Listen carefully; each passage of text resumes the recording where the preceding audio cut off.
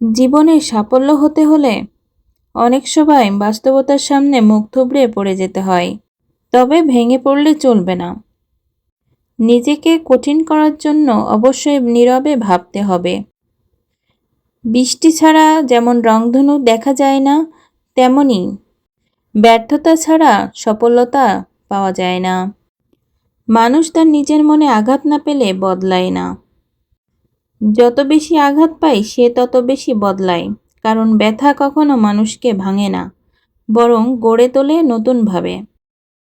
জীবনে সফল হতে চাইলে দুটি জিনিস প্রয়োজন: জেদ আর আত্মবিশ্বাস। যদি তুমি তোমার স্বপ্নকে সত্যি করতে চাও, তাহলে প্রথমে তোমাকে স্বপ্ন দেখতে হবে। তুমি যদি সত্যি কিছু অর্জন করতে চাও, তাহলে তোমাকে তোমার ভয়কে জয় করতে হবে। তোমার ইচ্ছাশক্তি তোমার সফলতার দরজায় এগিয়ে দেবে।